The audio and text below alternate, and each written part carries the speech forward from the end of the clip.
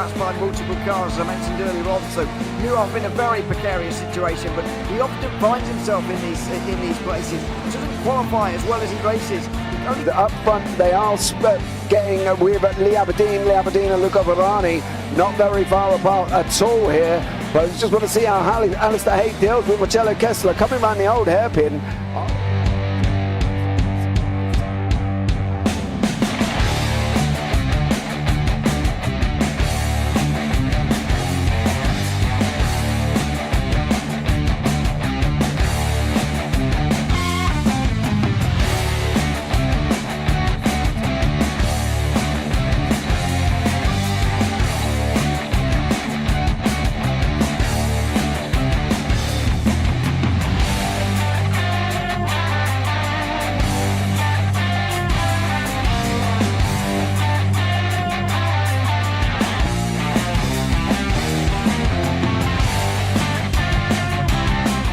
Say it's not the best decision they've ever made, just not having done that under the safety car, really. Yeah, they're taking their pit stop strategies from Ferrari lately or something. What's going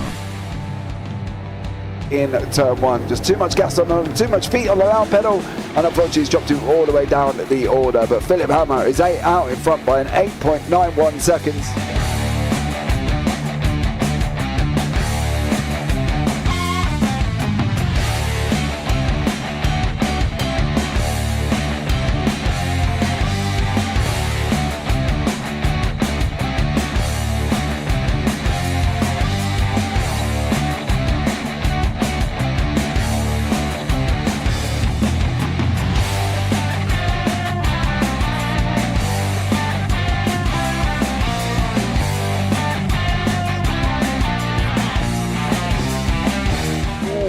Dan Michael is a wall there, sir.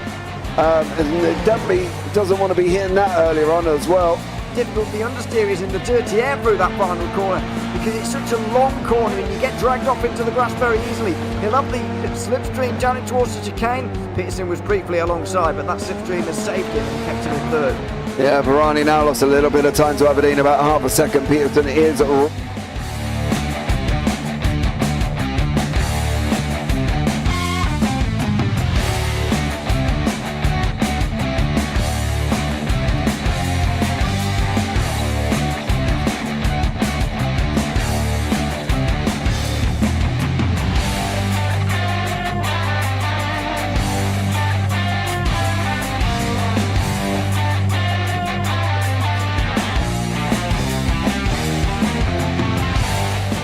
Pike's pushed Morton forward up ahead.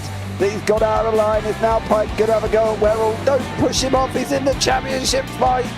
Jack Werrell chasing down Carl Jacklin. Further down, Rob Williams and Chris Barnes. Sensational run outside line now though for the heavy braking zone. Around the outside goes the Audi R8. Look how much Miller's come back into play. Exactly. Miller's still such up. He's touched on second and change. All of a sudden Miller's back in play.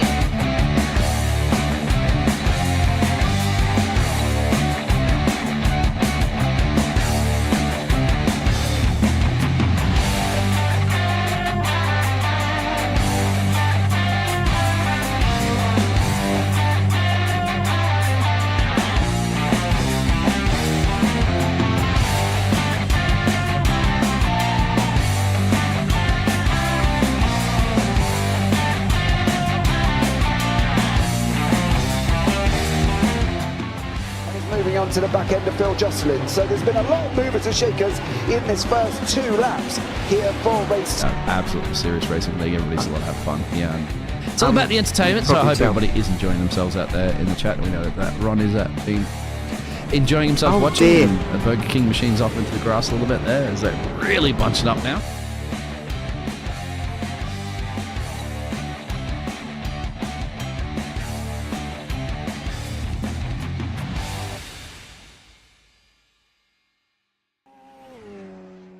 Ladies and gentlemen, we are back already. 2 weeks ago, we finished off season 2 with James Barry taking the championship. He wrapped it up at the Nordschleife 2 races before the end, and he did an absolute marvellous job. He's joined the likes of John McCutcheon, Simon Edwards, Luke Maxwell, Paul Crabb in all winning championships in the Radical Race Series, and he stopped Simon Edwards getting his 7th, I believe, championship. He wrapped it up. He did an absolute amazing job. He finished on 534 points, I believe, with Simon Edwards on 478. It was absolutely incredible. So happy for James. He did an amazing job.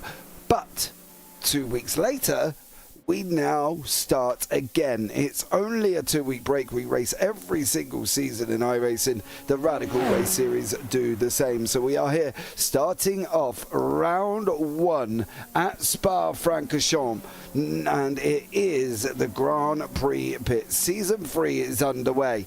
Been some interesting developments in the last 2 weeks. Luke Maxwell, James Teams, now part of the Team Radline team with Mike Bousson and John McCutcheon. That is a force to be reckoned with. Joseph Emmett has returned on the racetrack. David Rolliston's back as well.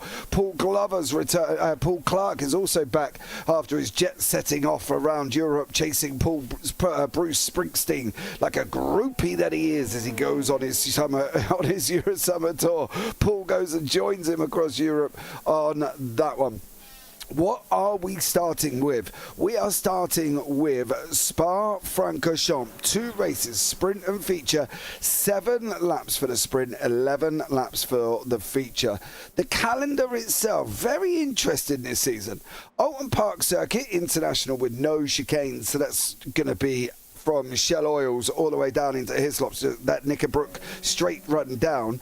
The Red Bull Ring Grand Prix, now we haven't been here for a while, so it's going to be interesting to see how this one pans out. Suzuka Grand Prix, then we go to Laguna Seca for week 5. Road Atlanta, as we know, is here every season, it seems like.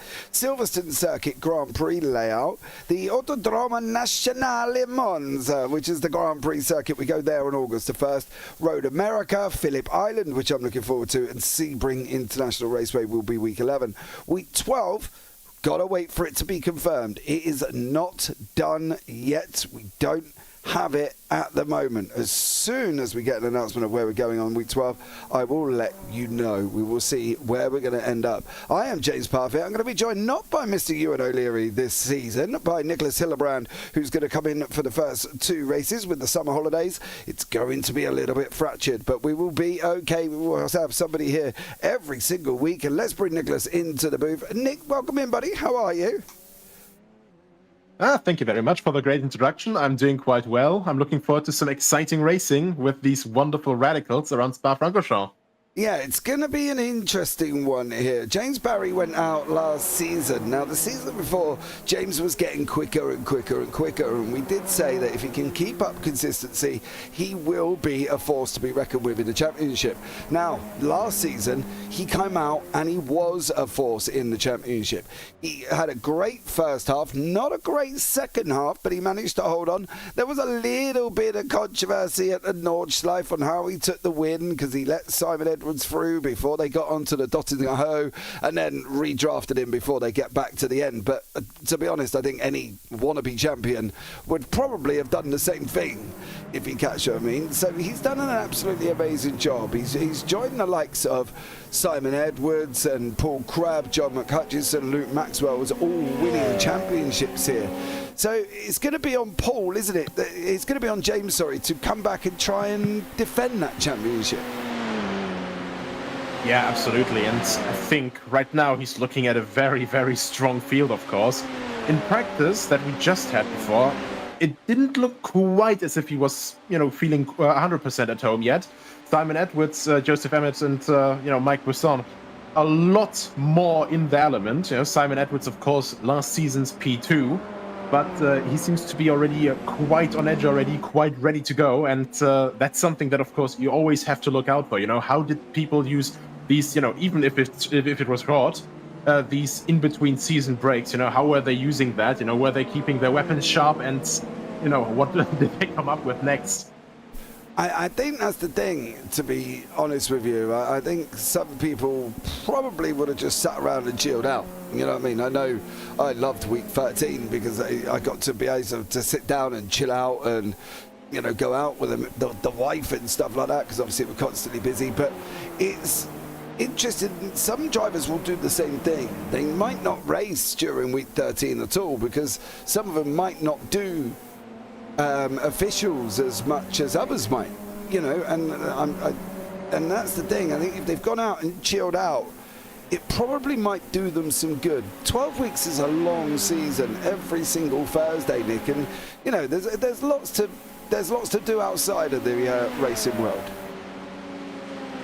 Absolutely. I mean, in the end, you know, this is also a hobby, but at the same time, you know, it is a really, really damn fun hobby. So, you know, I'm gonna be quite honest, you know, even if I have breaks between, you know, races coming up or even like different seasons or series that I'm running, you know, I'm always trying to at least get a little bit of stuff still going on, you know, a little bit of racing, maybe a little bit of, you know, modding instead, which I've recently gotten into as well. You know, there's so much you can do in sim racing, and that's one of these fantastic things as well, you know, sim racing as opposed to real racing, you know. We have such a huge variety on the grid, you know, it's comparatively with the cost just so much more accessible than real racing, and of course time-wise, of course, so much more accessible. So you can just always jump in, you can always just go out for a lap or two, or, you know, do whatever the hell you want. And it's just absolutely fantastic, you know, not just with the driving, but also, you know, maybe, for example, here with open setups, these guys can literally just hop on, okay, yeah, maybe around Le Combe into Malmedy, you know, it doesn't quite feel 100% yet. Let's try something with the setup, you know, I've got like half an hour, so let's do a little bit of setup running here. Yeah, I can honestly say, right, I didn't do that. I can honestly say I sat and chilled out during week 13. There was obviously, as you've seen on the JPB YouTube channel, we did do a couple of broadcasts, and you know, but generally I was just sat chilling out, enjoying the evenings, getting an early bed, which for me is very unusual to get an early night, so that was quite nice as well. Qualifying here, it's going to be a good 2 minutes or plus before we get any times on the board. I think what I might do as well, where are you, Mr. Phil Glover? He's starting Blanchimont. No, he's going into, that's the right left of Fanier before he goes round. We'll wait till he gets onto Blanchimont, and then we'll see if we can pull Phil in while he's... maybe I'll wait for him to finish his first lap, actually, before I'll have a chat with him as well, because it's sometimes easy. I don't want to put the poor lad off. But, you know, Spa, it's well renowned. Now, for us as commentators, we're here at least once, twice, could be 3 times a season. It could be 6, 7, 8, 9, 10 times a year in different series. Nick, do you think you ever get to the point of where you get sick of coming to Spa for racing? Honestly, never, because, you know, it's such a history with this track. It's just absolutely incredible. You know, they started going here in 1921 in the first layout that still went through the villages. Then 1979, they of course had this, you know, the first time, this first iteration of the Grand Prix circuit we know. Back then, even with a full flat-out run from through Blanchimont up until La Source, and then of course they started putting the so iconic bus stop chicane in. And you know, it's just always really fun and interesting to see how these circuits progress through time. And you know, me with historic racing, I of course run a lot of the 1960s variant, of course, as well. Yeah. And actually, with one series that's getting organized by Mike Rockenfeller partially, the World DX, like we're running 900 horsepower electric hypercars now at Spa 1966. So we're scratching at 400 kph while going through Master King. So you can have so many different combinations with this circuit where you're always going, okay, now I've done everything. Okay, no, now I've done everything. Okay, no, now maybe. But you always find new ways to entertain yourself here. Yeah, I think that's the thing. It was only 79 to 80 that this racetrack actually changed. You know, from 71 to 78, it was 14.1 kilometers in length. And if you go back to the original when it opened in 21 to 29, it was 14.9 kilometers. in length. The speeds they would have been getting down that Master Straight and through the Master King would have been absolutely insane of how fast they would have been going. And I think some people are glad that they got rid of it. Some people are glad that they did bring it down in 79 to sort of 6.9 kilometers, which is roughly basically what we've got today. It hasn't changed since 79, 80. So it's been a track that's been in its current situation for a very, very long time. You know, you're talking almost 40 odd years that this Spa layout has been active. Yeah, absolutely. I mean, it's overall really crazy to think about because, you know, Spa is also one of the big tipping points in motorsport, I would say.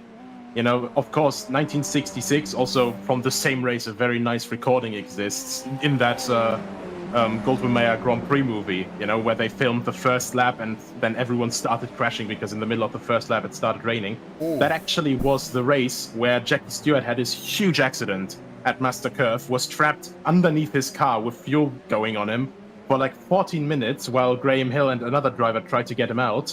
In the end, they lent themselves tools from someone who just lived in the house there to get him out of the car, and then they still took ages to actually have an ambulance arrive. Then the ambulance drove to the first hospital. That didn't have a doctor there, so they drove to the next hospital, and the driver got lost on the way there. And that was the big transforming point, you know, not just for Jackie Stewart, where he went, okay, we have to do something about this. This is not acceptable for safety-wise. This was literally just like the big spark, I'd say, because Jackie Stewart, of course, has been such a huge driving point for safety and motorsport. And, you know, really, this is like one of these contrast points where you can really feel the old ways out of the 40s, 50s, 60s, you know, starting to slowly fade away. Of course, we still had, you know, very dangerous racing for a further couple of years, but that's like the first milestone, I'd say.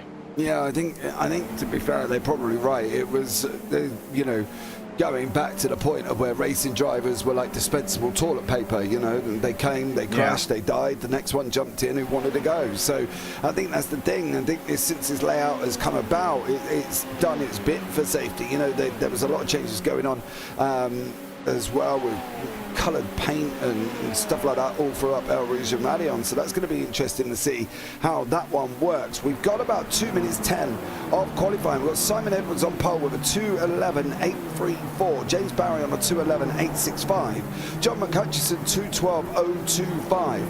So everybody that basically has already crossed the line will get a lap in. Everybody that's only just going over the line, for the likes of Graham Brown, who puts himself up into 8th, will probably not. So the people that are going up now that have already gone through would be the people like Paul Crabb, who might get another lap in if he's lucky, and 9th place man Seth Brown.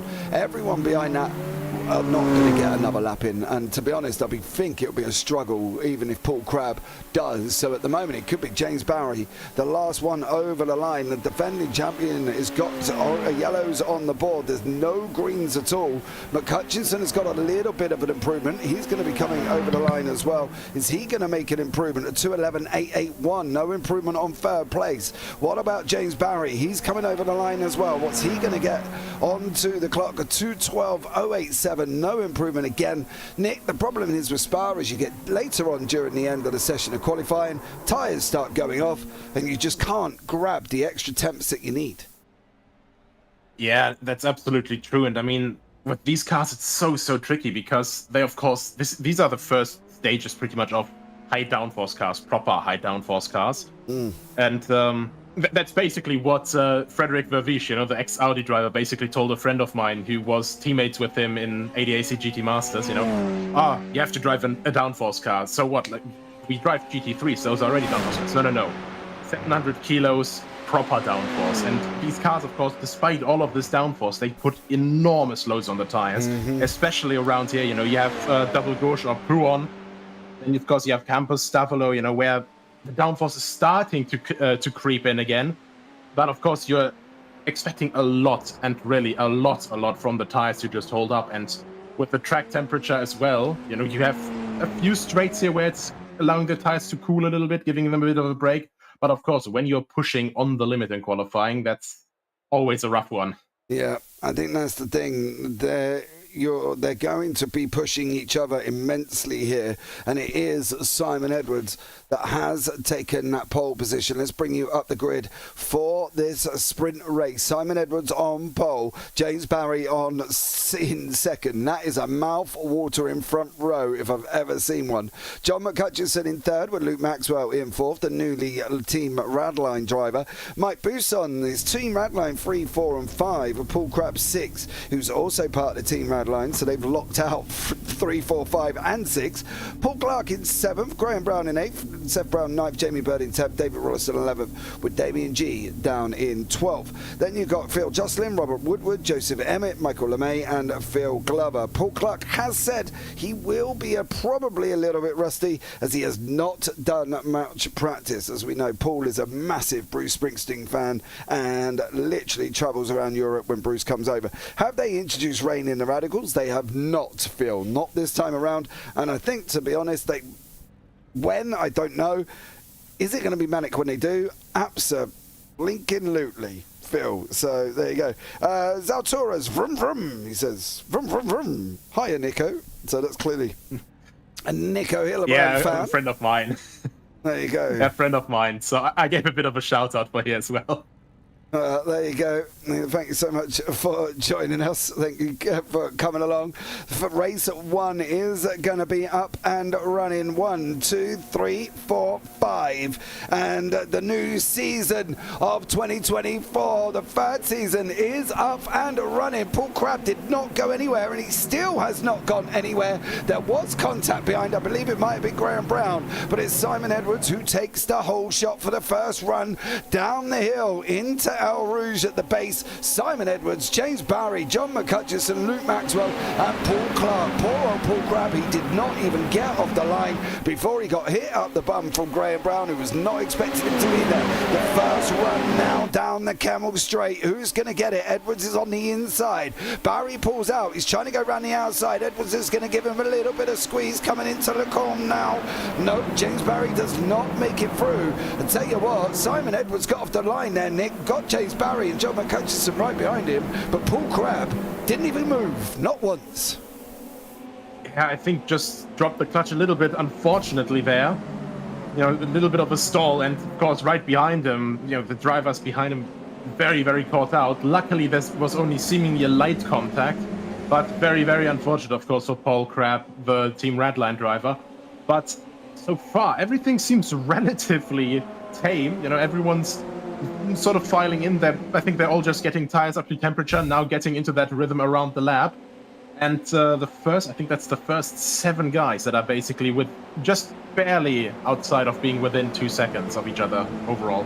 Yeah, you can see the gap from first place there as well. 2.2 seconds down to Jamie Bird, but it is Simon Edwards, James Barry, John McCutcheon, Luke Maxwell, absolutely flying along nicely here, out in front, doing an absolute stellar job. Let's see how he gets on and whether or not he can manage to hold this position right the way through to the end. For the first time down Blanchimont now, James Barry's tucked in right behind him with Simon Edwards. John McCutcheon, Luke Maxwell and Paul Clark is also there. Clark sitting in 5th. There's a move at the back. That's Mike Buson. Buson has cleared Jamie Bird. Bird has got in too deep and got off the side of the circuit here, Nick, and unfortunately for him did not wrap that one up, and Mike Buson gets the position. Yeah, that was a very, very big lockup of Jamie Bird there, I think. And the good reactions from him, though, to not rear-end him there, because when you lock these slicks up, even for a moment, you know, very, very quickly that the heat just builds up in that, and of course all the braking momentum that you have is just completely gone. Teammates now here, Maxwell and McCutcheon right behind each other. They should be a little bit careful as well through a Rouge Radio. You know, of course they are right behind each other there, but the dirty air can kick in very, very nastily around there. Yeah, I think you're right as they're coming into Lacombe here. Now the left-hander into Marmody, the right-hander. There's still action on the way down the straight. That's David Rollison, who think has just been tapped by Phil Jocelyn.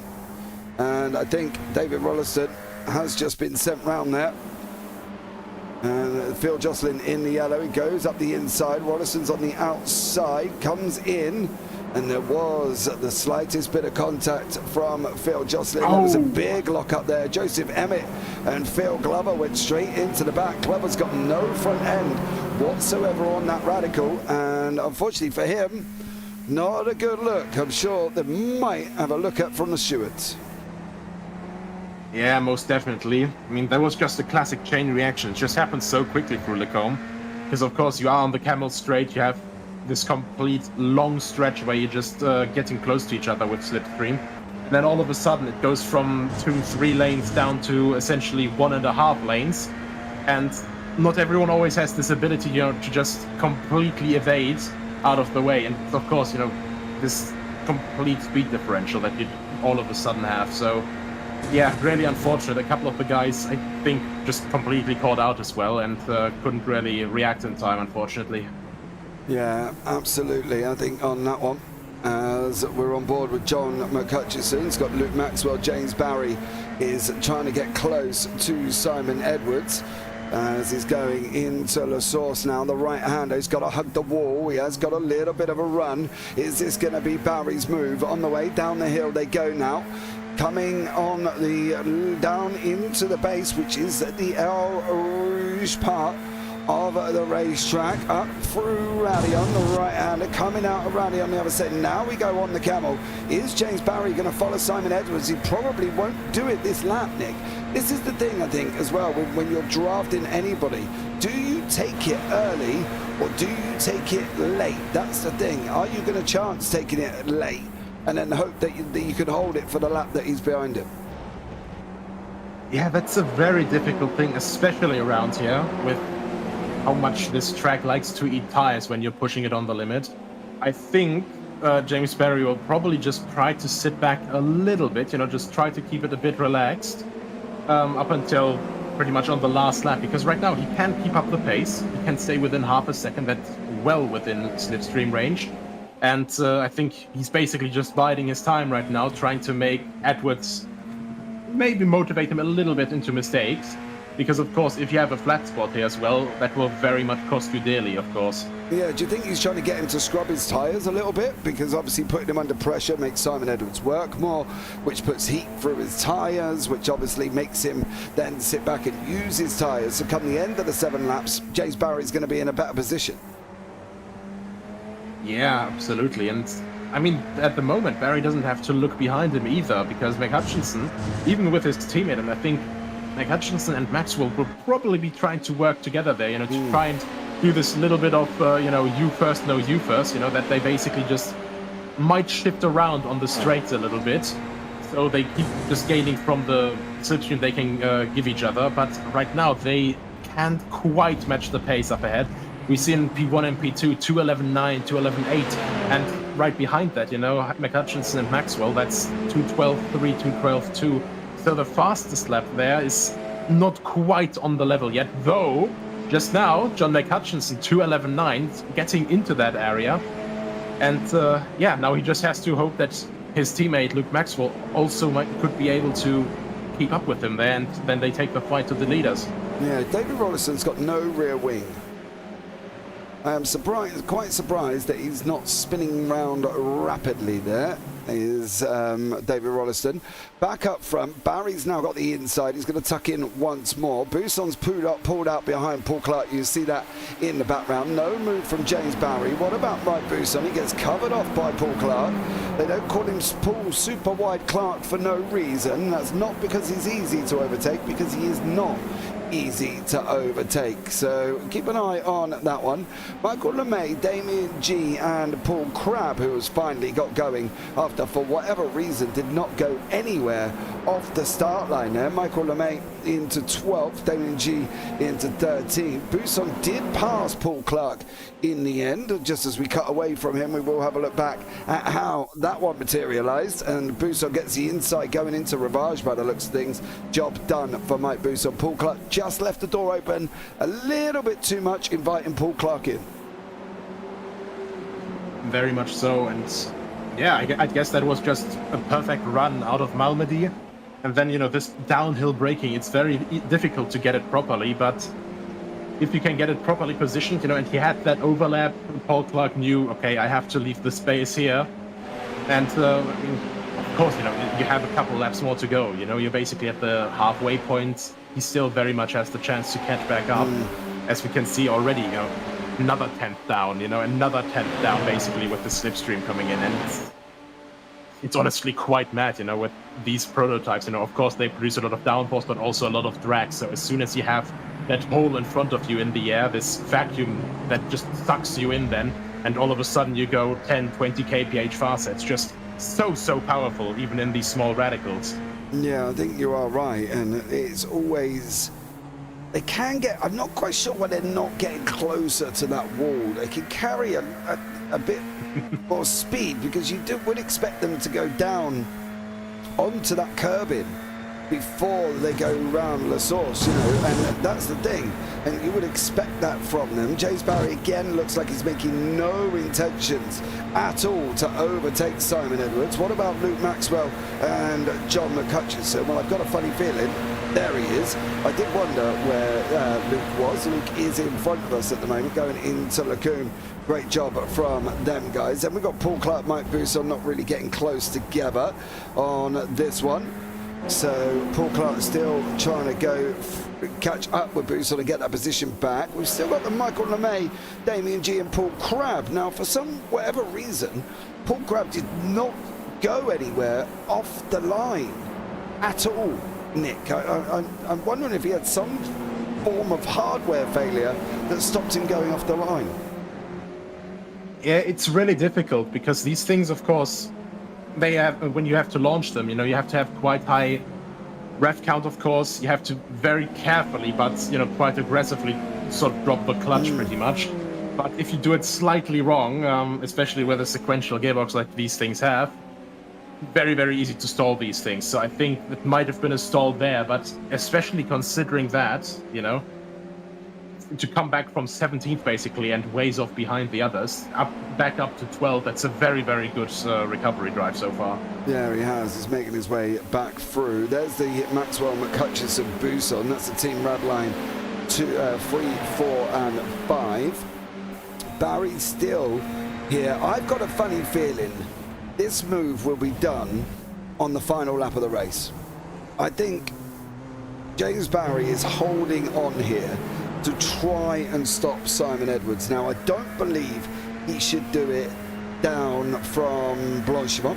I think he's got to do it a lot earlier, and he's just got to defend for his life at Blanchimont and hope for the best. I think for him, El Rouge, Radion, Camel Straight, down into Lacoum, job done. I think that's where he's got to do it, Nick, because if he hangs this out for the last lap and expects to hold on until he gets to Blanchimont, you're taking a risk, a massive risk.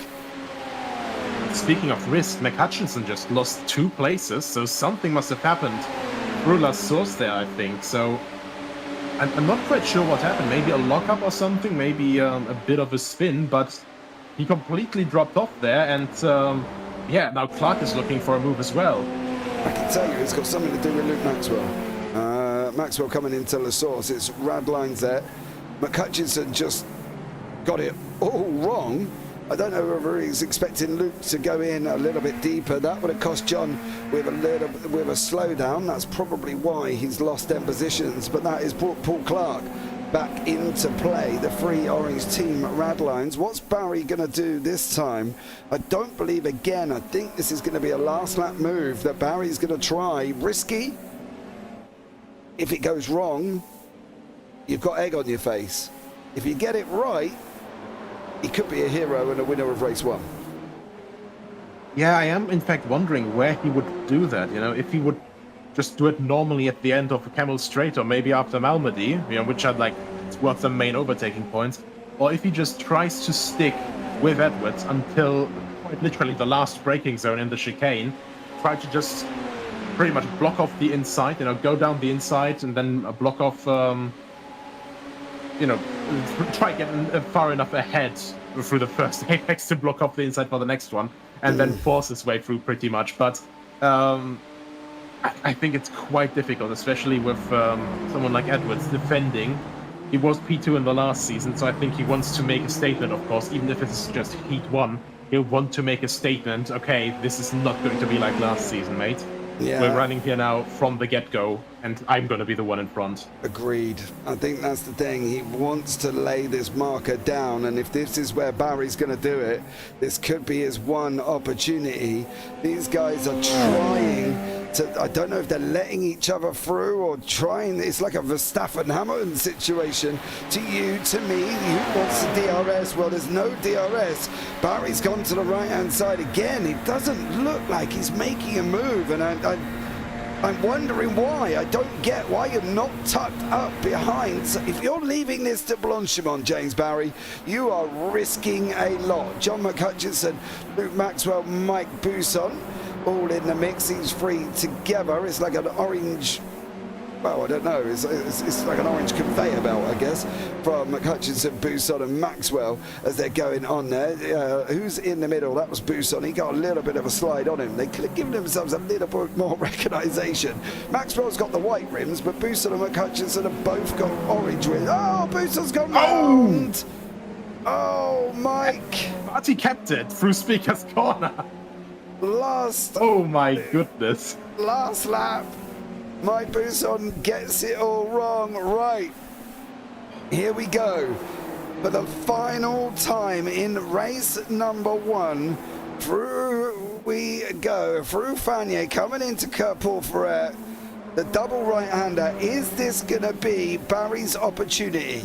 Is he going to make this move down into Blanchimont? And if not, why not? I want to know what's going on. Let's see what goes on. Under the DHL bridge they go. Barry's closing in on a rapid rate of knots. 2 temps, 2.3, 2.2, 1.9, 1.8. Is he going to be able to get this now as well? Edwards is going to cover off the inside. It's going to leave James Barry. If he's going to go for it, he's got to go around the outside. He's not going to get it done. Is he going to try to cut back? Is he going to try to cut back? Simon Edwards gave him a little bit of room on the outside. It's now going to be a run down to the line. Edwards on the right. It is Simon Edwards who wraps up the race, 1 win, and I think James Barry might be kicking himself there. He should have had to go down the Camel Straight, and I'm not entirely sure why he didn't. Yeah, I think he was trying to gamble it on essentially the last possible moment, hoping that it would be, you know, such a force of an attack that Edwards wouldn't be able to block it. But man, that was really, really tight. That was very well analyzed from Simon Edwards through that entire run as the last couple of guys are finishing here. Emmett and Glover left to come over the line. And yeah, that seems quite you know, tender. I think Glover was in the pit lane, so he's a little bit further back. Yeah, he was involved in that smash, wasn't he? And ended up losing. Yes. Ended up losing his the whole front end was ejected. His whole front end was ejected. I love that word. He didn't. I do love that Castrol Racing agree though. Yeah, he did press his button and it shot it off there. He had to crash. He got smashed off. It wasn't like the front bumper's gone eject. They pressed the button and it shot off up in the air. No, he had the accident that he unfortunately did come off for Phil Glover there as well as he comes over the line. We'll try and get Phil in between the races here as soon as he comes over. I can give you the rough provisionals. Simon Edwards is your winner with James Barry in second, Luke Maxwell in third. That's the 1, 2, 3. John McHutchison in fourth, Paul Clark in fifth place with Mike Buisson, Jamie Brown, Seth Brown and Jamie Bird, Seth Brown and Graham Brown coming in ninth place. Paul Crabb is going to be on that prime pole position spot for the feature. Don't forget it's a reverse top 10. Paul Crabb will be on there. Let's hope he actually gets off the line this time. Phil Jocelyn in 11th, Robert Woodward 12th, Damien G 13th, Michael LeMay, Joseph Emmett, Phil Glover, and then David Rolliston, the last one out of the 17. I'm going to have a quick chat with Phil Glover while these guys are in the warm-up. Phil, welcome in, bud. How are you? I'm very well, thanks. Good. How's it going out there? Bit of contact at the beginning. No qualifying time, and then had a bit of an accident. I ran into the back of somebody, so just the way it goes, isn't it? I guess not a great start to the season though. Well, you've got one more to redeem yourself. How high can you think you can get out the grid? Well, I'm going to be last to start, so hopefully I can move up a few. I guess time will tell, won't it? See how it goes. Well, that means you get the draft from everybody else, Phil, for the first run through the Kemmel meet. You should be last to first by the end of that straight. I'm going to try that, actually. Yeah, I've got a grappling hook as well. I'll throw that into somebody's wing. See how we get on. Yeah, you got dog's lead out there that you can attach to somebody and let them pull you along there, Phil, as well. Listen, where do you see yourself this season, Phil? Realistically, you've been getting quicker and quicker and quicker. Hopefully, do we think we'll see a Phil Glover first victory this season? Well, I'd love to say that might happen. I feel I am getting quicker, but everybody else is getting quicker as well. So, although there's a few new ones, so maybe that'll help. Need a bit of luck on my side, I think. Well, I think you can do it, Phil. Make me a happy man. All right? I'll try my best. Absolutely. Right, Yeah. Phil, I'll pop you down. We'll have a chat after the race, buddy. You've got about 4 seconds before you grid in. So, good luck, mate. Oh, yep. See you soon. Cheers. Bye. There you go. That was our resident interviewee, Phil Glover, who's in with us every single week. Has never seen a victory. And to be honest with you, Nick, I think nobody would begrudge him a win. He is just one of them nice guys of the series. Do you know what I mean? Yeah. I mean, absolutely, you could hear it from him. And I think, with his idea, with the grappling hooks, he may have a Bond car after all. So he did eject the front end after all to prepare for the grappling hooks. Maybe he did, but here is the grid for race number 2. Paul Crabb in pole position. Please, Paul, get off the line. Graham Brown in second. Then Seth Brown in third, Jamie Bird in fourth, Mike Bousson fifth with Paul Clark in sixth, John McHutchison in seventh, Luke Maxwell eighth with James Barry in ninth, Simon Edwards 10th, Phil Jocelyn and Robert Woodward round out the top 12. Damien G, Michael LeMay, Joseph Emmett, Phil Glover and David Rollison are the last ones on the grid. But here we go, the lights are going to be coming on now. We are going to get race 2 up and running. Paul Crabb is on pole position, gets an absolute flyer. He gets off the line this time. Graham Brown did not get off the line well. That is going to open up that inside line to a mass influx. You can see them all free wide. Round turn 1, Paul Crabb escapes and is off down the road. Luke Maxwell's in the mix. Paul Clark's in there as well. Clark is side by side with John McHutchison. Please do not run this too wide up through Kemmel. They have done. They've decided to go for it. Both man, Paul Clark off the circuit. I think that's going to be a slowdown for Paul. As you can see, James Barry has to take to the sidelines as well. We're always going to be messy when you start going too wide up through El Rouge and Madion.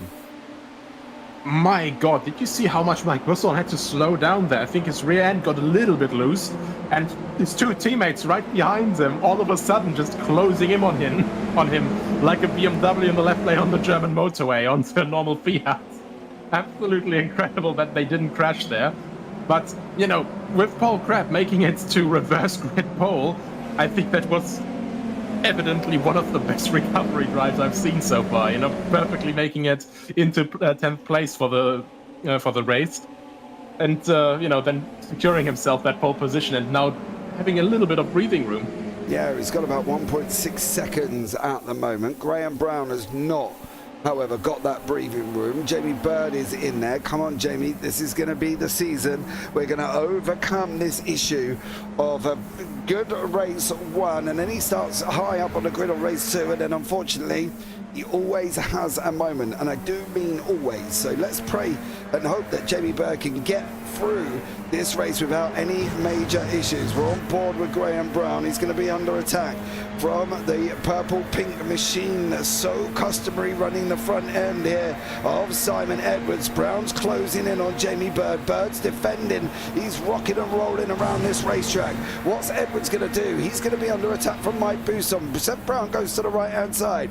Graham Brown goes through. They're going to be running side by side. There's contact. That's Jamie Bird and Seth Brown. There's the outside line of John McHutchison. It's all getting a little bit scrappy there, Nick, but I can tell you one thing. Jamie Bird went from 4th to 2nd in one corner, and John McHutchison now in 3rd.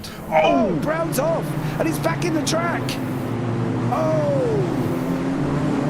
And I think someone misjudged their braking there. That is very unfortunate. Both the Browns, Graham and Seth, went off together. Oh! No.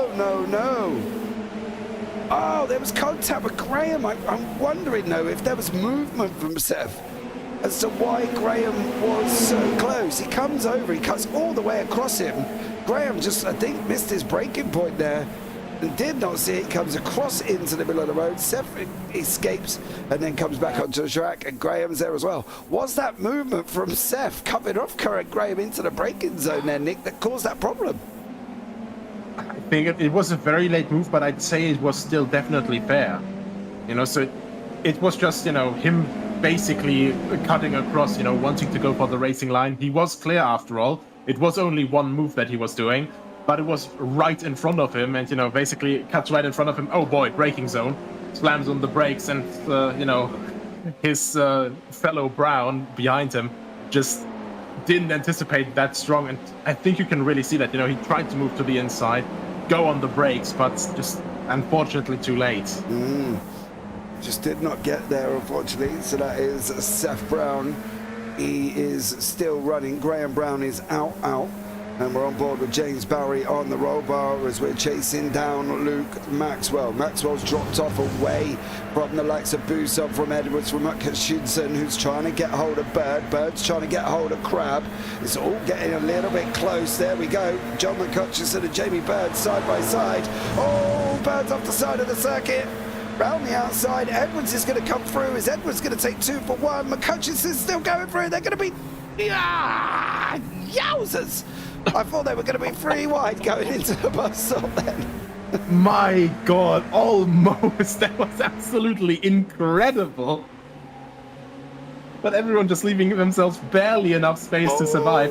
Edwards now looking for a little bit of an inside line, but not quite. Bird did that excellent, absolutely excellent. He started turning in, slowed the car down, but just enough, basically parked it on the apex, and then used the camera to get a little bit of a run away from it.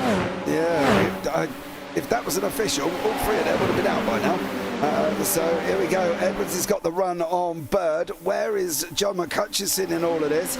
Here he comes at a rapid rate of knots. He's overtaken Jamie Bird. Is he going to get Simon Edwards? He's not this time around. Is he going to try the outside line? He did give it a little bit of a sniff there, but he didn't get the job done. In through Malmedy we go, coming down into Ravage. Now Bird's under attack from Mike Buson.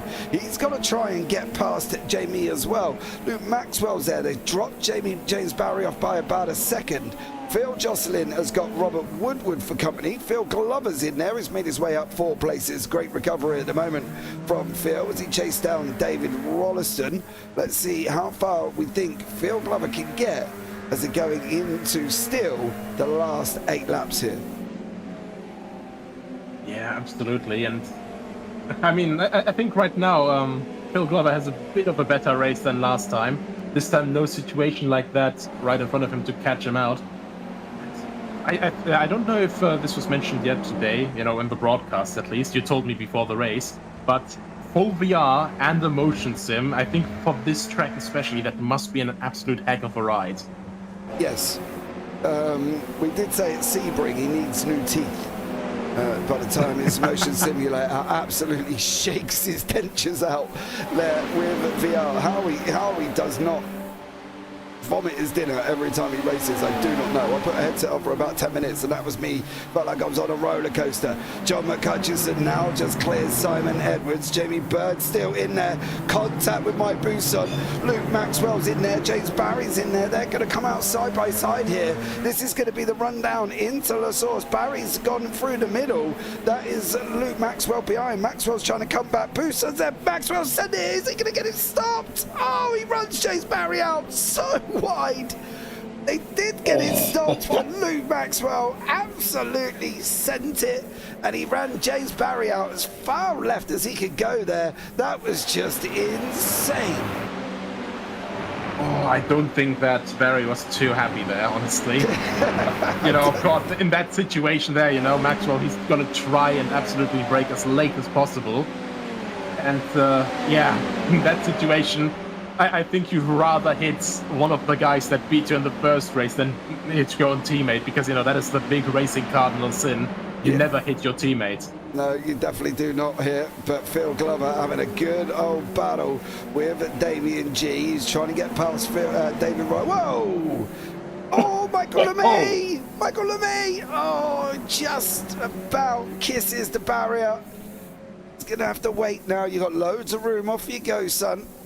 And away he goes. Simon Edwards has opened up about half a second. Paul Crabb, the Irishman, after what can only be deemed as a shocking start in race 1, got back out, battled his way back to 10th, took pole position, and is a 4-second shoe-in to go and win the feature, Nick. That's a recovery and a half.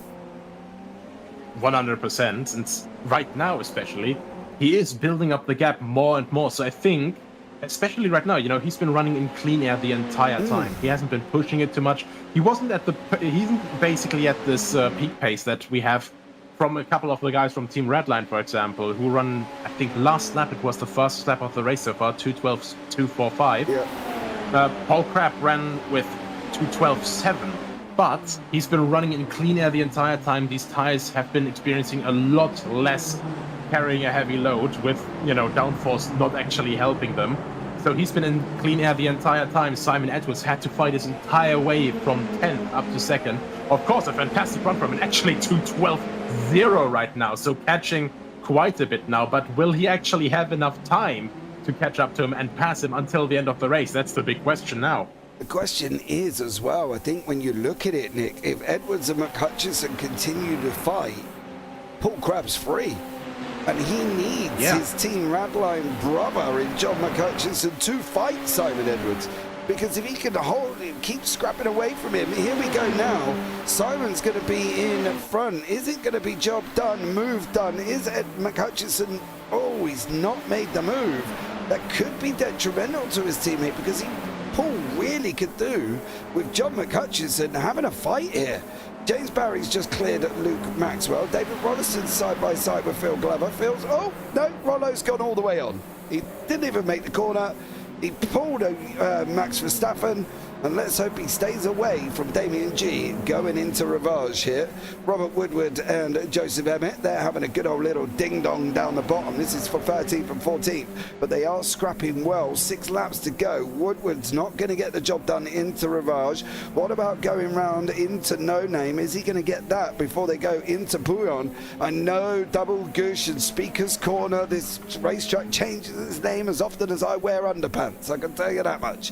So we'll go with the old school. It is now Robert Woodward going to make that move into Bouillon. He got the job done there. Great move from Robert Woodward. He can now start trying to get hold of David Rolliston, but that's a 5-second gap there, Nick, but a great move nevertheless. And Emmett's coming back as they're going into Fanier.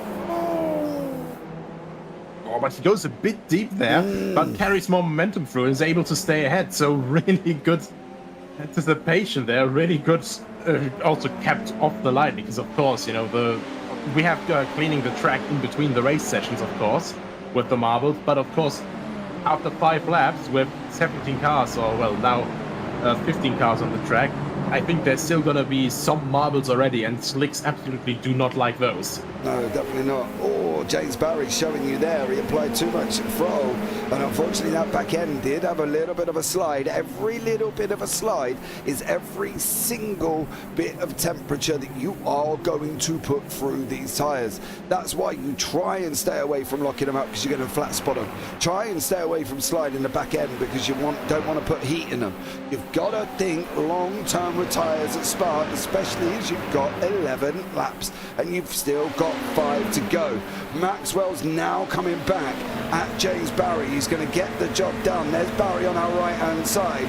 These guys running down into Lacoon now. They're coming into the braking zone. Where's Barry going to go? He brakes a little bit later. Maxwell, what looked like broke a little bit early there, Nick. He didn't get a chance going for it as early as he probably could have done. Yeah, and I think right now he's just waging his options where he could attack. I mean, he knows that especially through Lecombe, when you go wide, it's a lot more likely to have contact as well. And around here, it's very, very easy to collect incident points. And after all, we do have this incident limit, 15x, then a drive-through, then another drive-through every further 10x. So these guys, especially at Spa, when I was active in iRacing, Spa was notorious, absolutely notorious, for being one of these tracks where you can very easily just collect these off-track 1X, and also just in general, very, very quickly, because of course we have it very, very raceable. And especially in these smaller cars, where you can just say, okay, we're not in an F1 car, these cars are small, they're nimble, we can go 5 wide. So, very, very quickly possible to just rack up these points. And of course, I think we still have these cleanliness points, basically, the 3 bonus points, for drivers who finish a race without any incident points. Yeah, that's going to come into effect as well. So, and keeping an eye on Maxwell and Barry, they're close to running. I think this is going to be a move out of La Source and up through El Rouge, Radion and the Camel. You can see Bird is giving slipstream to Clark. Clark's giving it to Barry. Barry's giving it to Maxwell. So we've almost got like this DRS train that we see in Formula 1 at the moment. It just depends on who's going to be able to be brave enough, I think. And at the moment, James Barry's in the prime spot. He's going to get the kind of almost double draft as such from Paul Clark and Jamie Bird, because you watch the closing speeds of Paul Clark. It's not no slouch when Jamie Bird goes onto this Camel, and you can see it just basically hinders James Barry getting close enough, because he's picking up draft, Paul Clark's picking up draft, James Barry's picking up draft. They're all picking up draft and nobody's really going anywhere. Clark's trying to go up the inside. Bird's going to come back after him. Leave him room, Paul. He was going to be there all day, son, as they go round Marmody now, dropping down into Ravage. So Jamie Bird, Paul Clark's on the defense from James Barry. That was a nice one. That was very, very nice. Do you know, for that, if we had a look back at that, Clark came over, but he didn't come over far enough. If he'd just come an extra few feet, James wouldn't have been able to make that move. And the fact that Clark did not come over close enough to the line going down into Ravage is the reason that James got that job done. I think Paul could have done with hugging that white line, a little bit tighter to be able to stop that. But now Maxwell's going to have a go. All the while this is going on in this pack for 7th place here. Simon Edwards is slowly opening the gap from John McCutcheon, and they're slowly closing down on Paul Crabb. 1.9 seconds with about 4 laps remaining. This could be close coming into these final few laps. Yeah, and Paul Crabb, of course, last lap, almost a second slower than Simon Edwards. So maybe he's starting to try and push a bit harder. And of course, when you start pushing harder, you're very, very easy to make mistakes. And one small lock-up here, that's already a second that you could lose. Let's have a look at the next lap times that we see here. From across, it's 13.0, that's a 12.2 and 11.9. So McCutcheon, if he's going to make a move to support his teammate here, he's going to have to make it now or never, unless he actually just wants to give Simon Edwards that run there. McCutcheon saw it in the last race, pretty much play out in front of him, even if it was a little bit further away with James Barry. James Barry tried to basically do it on the very last lap to get past Simon Edwards, and it just was no deal. So McCutcheon, there we are, with the longer run, getting a little bit of retaining slipstream from the 1.5 seconds that teammate, but not quite able. I think he's not really willing to gamble that much on a move like that yet. Oh, James Barry is. Well, James Barry. Absolutely. Says I am. Paul Clark there went into the corner. Luke Maxwell had a little bit of a stutter and said, nope, not going to happen. Phil Glover and, the two Phils. Phil and Phil battling it out. Glover on the right. Jocelyn in the bright yellow machine. Damien G nestled in. Oh! I don't think that was Glover's fault there, because he was as far left as he could possibly go on that one, and I don't feel did he, how far left was he? Oh, he was left.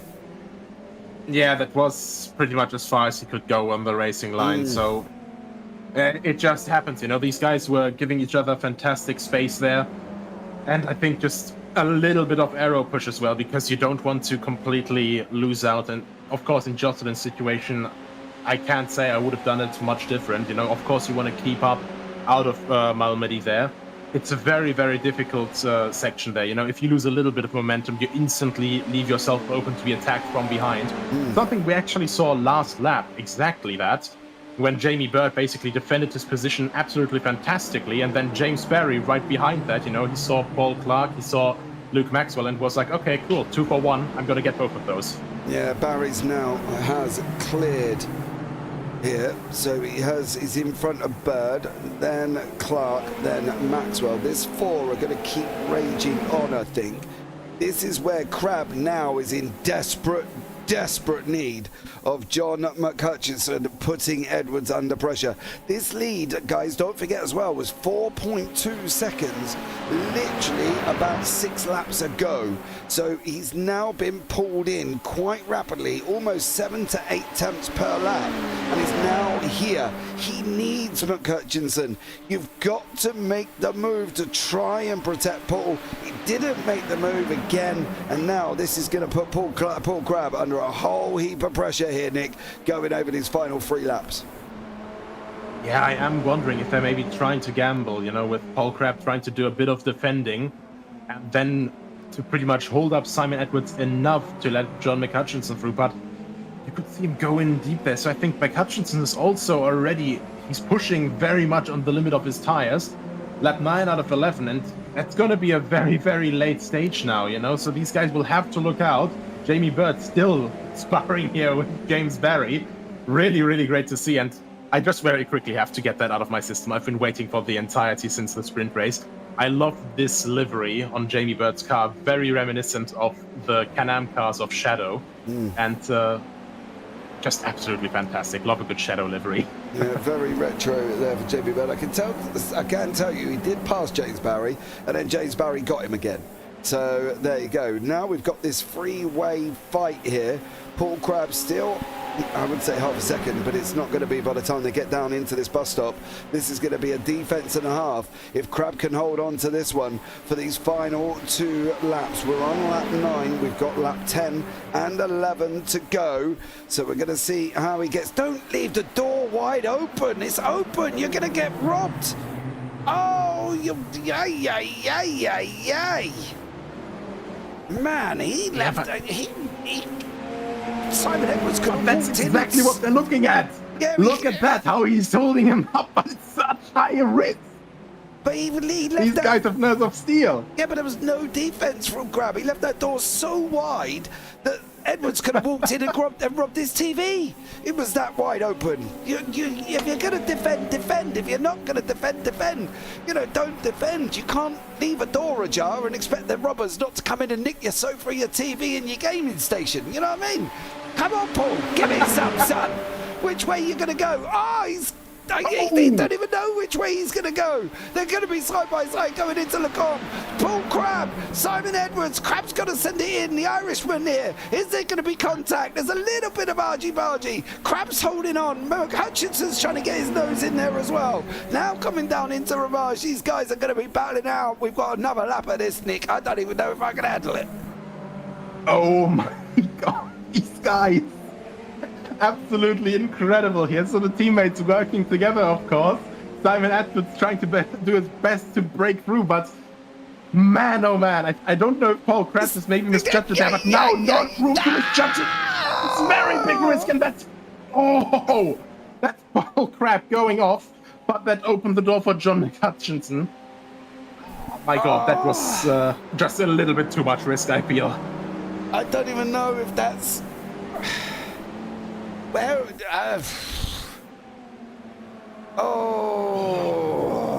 we need to have a look from the air. I think we need to have a look, because I'm not even sure if there was contact. Where was it?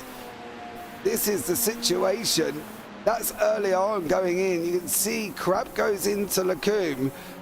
Little bit of argy-bargy there. He tries to give Simon Edwards room, I think. But now coming down into Ravage, these guys having a right little ding-dong. We might have to jump forward a little bit here. There you go. I don't know. I don't know on that one. I'm going to be honest. I'd say that was a racing incident in the end. Simon Edwards now comes over the line in this second spot. We've got one more. Whoa! Ooh! And he outbraked himself there, I think, a bit. I think that's... Yeah. I don't think he's going to be very happy right now. Oh! Did John brake early? 50 board normally. Oh, he's on. Oh, I think Edwards may have just missed his braking point now. Rare mistake. John McHutchison, Paul Crabb running side by side. Mike Buson, Simon Edwards running side by side. Down into Lacombe they go now. Paul's going to nest it in behind. What's Buson going to do? How much grief is he going to put Edwards on? Oh. The man that from... was all of the momentum he could carry there. Yeah, the man from Froome in Somerset didn't carry a lot. And Simon Edwards has got back through, and we're coming down into Ravage. We are final lap of this feature race. John McHutchison, Paul Crabb, Simon Edwards, Mike Buson, take a bow. This has been absolute barnstorming racing between all of you. We've still got James Barry, Luke Maxwell and Jamie Bird going for it as well. We've hardly picked up on what's going on back here because their front four have been delivering action. And at the moment, McHutchison has got a second in front here. Absolutely, and not just that, but Bird also got back past Barry. So really, really good defense against the former season's champion. So the defending champion trying to do his best now to get back that P5. But Jamie Bird is doing an absolutely stellar job here right now. So I think this might be one of the races where he does not make a mistake or keeps the mistakes to a minimum, sees now the fruits of that. Yeah, he does. They're coming down now. The leaders are coming through the left-hander. Down under the DHL bridge they go. Coming into the bus stop. What's happening? Well, I can tell you now. John McHutchison's out in front. Simon Edwards, Mike Buson. Buson's going to send it in far. Whoa! Paul Crabb comes across the nose there, but it is going to be John McHutchison. What's going to happen behind? Is it going to be Buson? Is it going to be Edwards? It's Edwards just. What's going on behind that? It's Bird, it's Maxwell, it's Barry, it's Max. Oh, no. Yeah, Maxwell got it. No, Barry got it. What?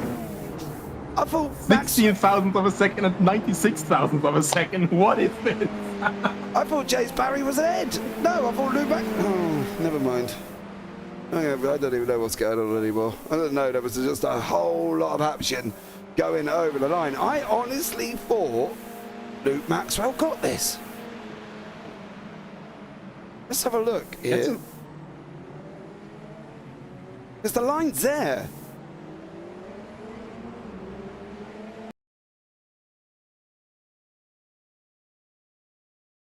He got it, didn't he? It looked like it.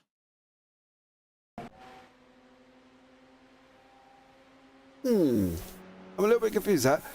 Paul LeMay, great drive from Bird, absolutely. And Paul, he got through the race without making any major mistakes, so, we're happy. So there we go. We'll just wait for David Ralston to come over the line. Jamie Bird, great race 1, great race 2. Let's hope this is the start of something big for this man. The line is... Where is the line? There. Here. Maxwell crossed that first. Yeah, I am wondering what went on there. Was that maybe network lag or something like that? But it shows that it was a 10th difference there. That very... Yeah. I don't even think the timing screen can keep up there because the final results have got Luke Maxwell in front.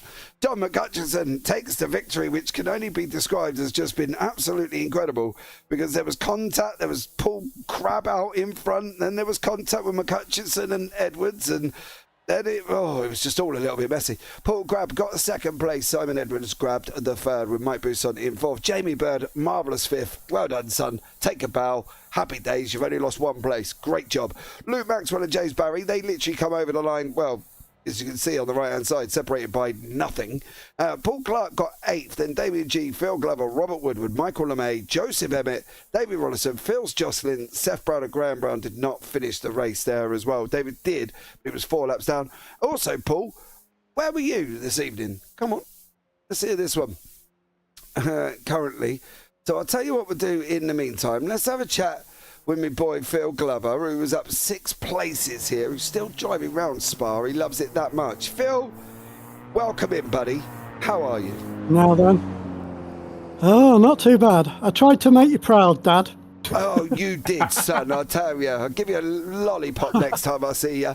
But listen, you were up 6 places, mate. A stellar run. Yeah, I was desperately trying to catch Paul. I guess he had a problem, which caused me to just have a little spin, and Damien was straight past. He was putting loads of pressure on. He was quick tonight, actually. Yeah, he was, David G. was, but up 6 places. You've got to be happy with that compared to your race 1. Well, couldn't get any worse in race 1, could I? Shh, nobody noticed, Phil. Don't tell anyone. All right, don't tell anyone. Yeah. How was the racing up the top end? Was it good fun watching? Oh my dearie me, I think I nearly had a heart attack. It was an absolute blinking nightmare. There was so much going on. There was contact all the way through. You'll have to watch it back, Phil, because I can tell you one thing. It was absolutely I always epic. do. Yeah, it was epic. I But, always do. you know, great race from you. Up 6 places. Happy days. Going forward, Phil, do you know where we are next week? No idea. I On a didn't- racetrack somewhere. You're at Alton Park with no chicanes. Oh, okay. Oh, right. Yeah, nice. I like Alton. All right, mate. Well, let's see if you can get your first victory there as well. Phil, great job. Anyone you want to shout out, buddy, before No I let pressure. go? Nah, you'll be all right.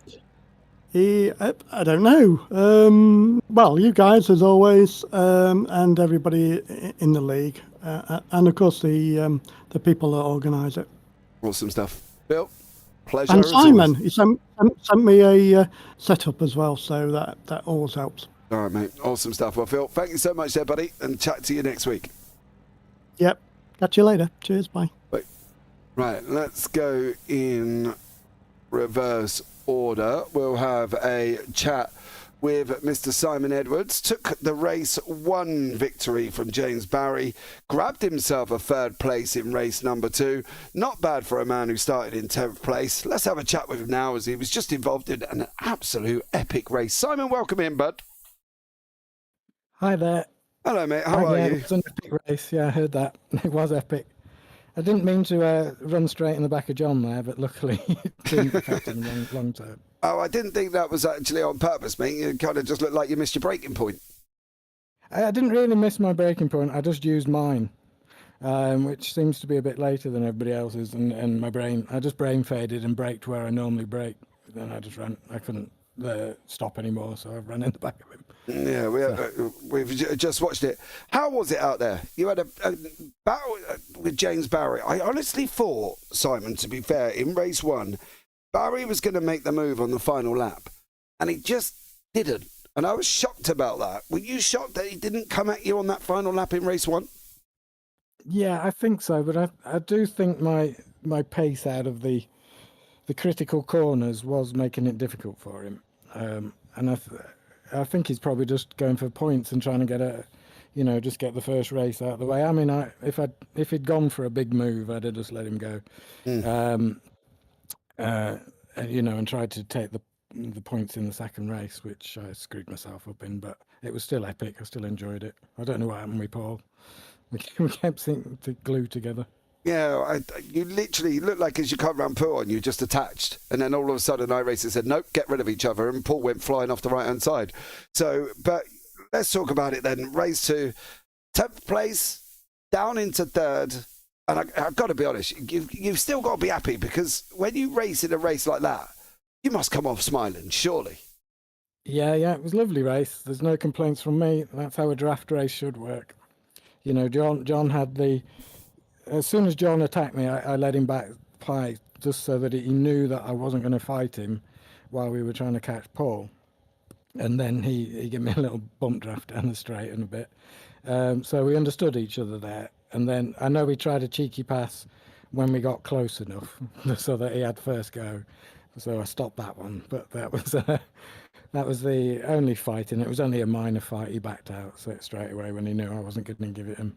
Yeah. So, but it was good. I don't really know what happened on about the second lap. Everybody seemed to stop in the last chicane, and I don't know how I got out of that, because John got past, a couple of others got past, just because the cars in front stopped. So I was amazed I got through lap 2, really.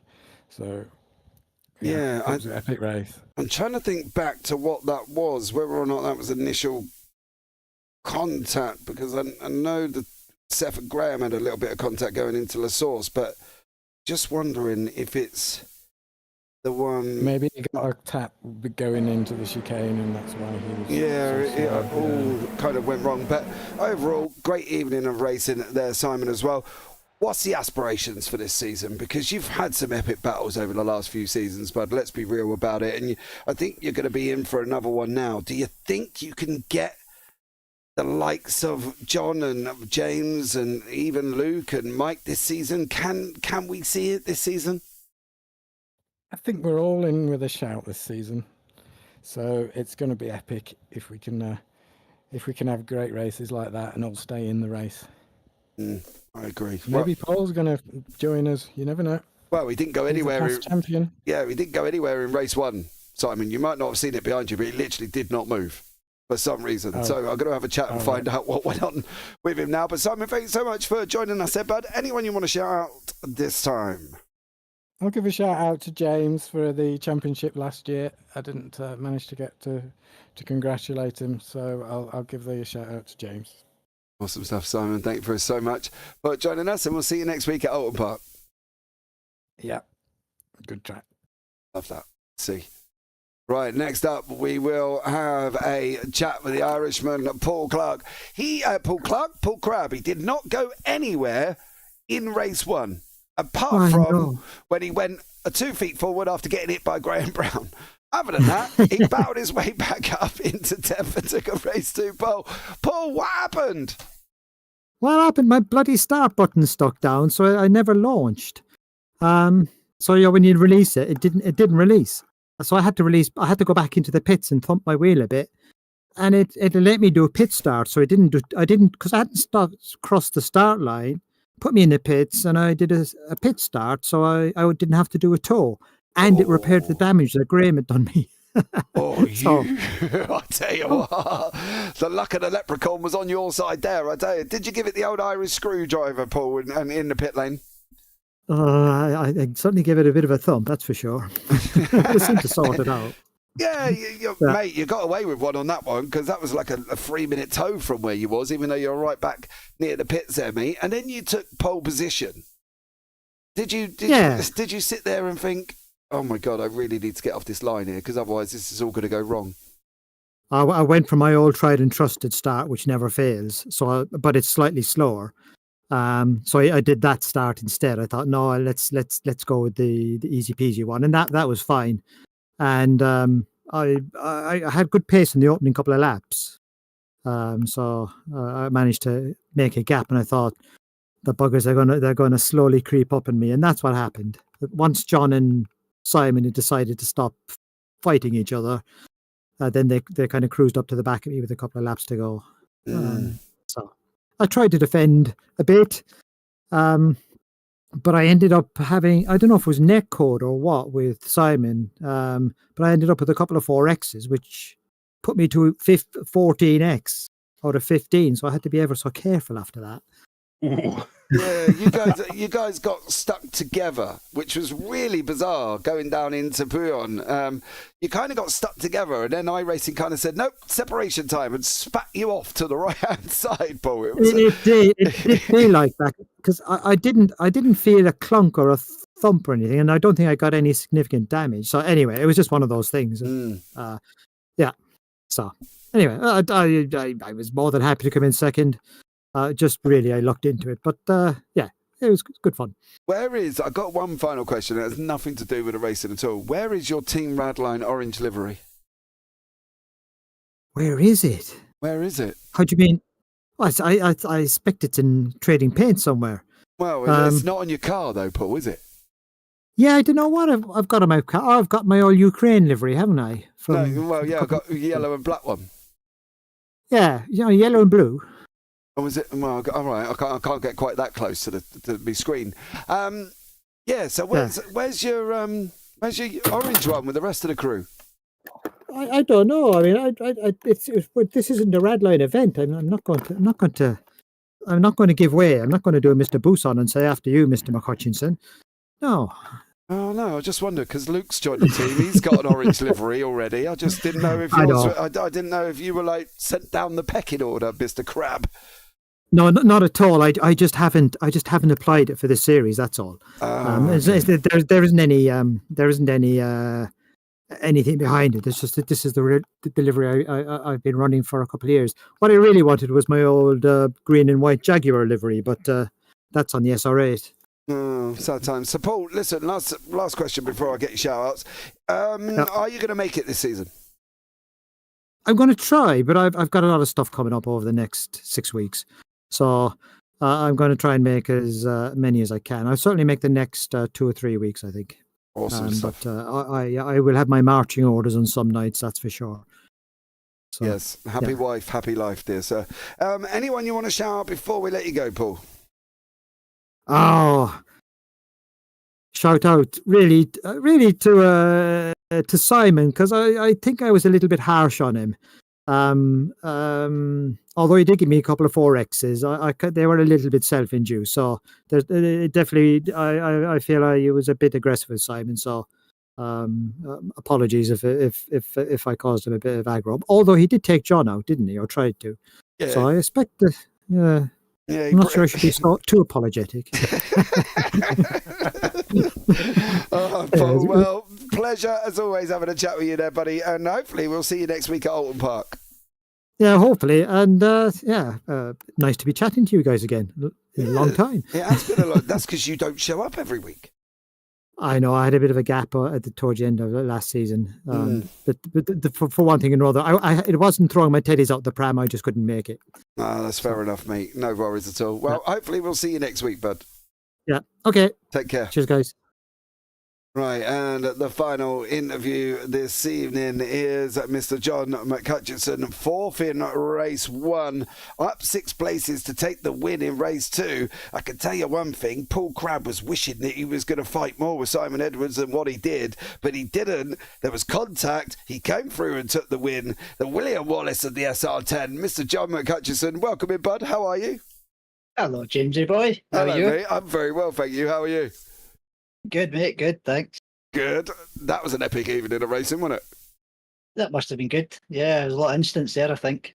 There were some Velcro moments where people got stuck together. There was elbows coming out all over the place. It was very bizarre. You survived the lap 2 situation at the bus stop there. How was it out there on track? Because that could have caused you a problem. Oh, the bus stop on lap 2 was brilliant. Everyone went left, and I just turned right and went round them all. You know, I think I took about 6 places, I think, in one corner. Yeah, I just all checked up. I weren't exactly sure what was going on. I just saw all of a sudden you just overtook loads of people, which was literally insane. But what was it like? Did it feel good to be back in the car? It was tough. The James and Simon, that first race, were fast, really fast, so I couldn't keep up with them. Not getting any younger, so it's getting hard to this year. But just need to use the racecraft. I might not have the outright pace anymore, but the brain still's there. Yeah, well, that's all right. Listen, me, I'm old as well, so it's fine. You know what I mean on that one. But what's the aspirations this season, John? Are you're gonna get it? I've asked Simon the same question. He thinks it's going to be really close with everybody. You, Paul, if we can stay. Simon, Mike, Jamie Bird's having a good opening race. He didn't mess up race 2. James Barry, Luke. It's going to be a fight, isn't it? A lot of good drivers. Yeah, should be a good championship. Well, first of all, I've got to make the 9 races to have any chance of getting the championship. If I do that, I might have a chance, but like you say, there is a lot of fast drivers now, and at a track like this, it's a lot of drafts, so it should produce close racing. Okay, you can't afford to. If you don't make the 9, though, John, do you think that's going to be game over? I would think so. Aye, with the level of guys that's here now, because Simon, James, Mike, Paul, they'll all make the 9 races, so if I don't, I won't win it. Well, John, you know what to say. You better pull your finger out, son. Get them No, bowls you done. need to be in it to win it. Huh? Get the balls done. Get the balls done, mate. Yeah, go up there, throw them all, knock them all out. Job done. Next set. Come on, mate. You're going to have to get it done quicker. Well, thing is, I'll definitely miss 2 weeks with holidays, so I'm away in the middle of July, so that's 2 out right away. So, well, we'll see. We'll see. I'm going to miss the Red Bull Ring, mate. I'm on holiday as well in Spain, so I can't argue too much about that one. But, John, it's been a pleasure, as it always is, having a chat with you, buddy. Anyone you want to shout out before we let you go? A shout out to Team Redline boys tonight. Good racing, good clean racing, all close. I did ask Paul where his orange livery was, by the way. I think he likes the yellow. I don't think he likes orange. He's got something against orange, I think. Well, he said because this isn't a Team Redline event, he refused. He said he's not going to rush to put it on. It's a team Redline livery he's got. It's just yellow. Yeah, that's what I said. Yeah. I said, clearly, Paul, you've gone down the order. I said, because Luke's only just joined and he's got an orange livery. He's Irish. Leave him alone. Oh, mate. Team Yellow Line. He's saving the engine. Yeah, exactly. You take care, buddy, and I'll catch up with you soon, mate. Cheers, James. Take care, bud. Cheers. Bye. Well, there you go, guys. I think we can safely say there was some happy drivers in them interviews there as well.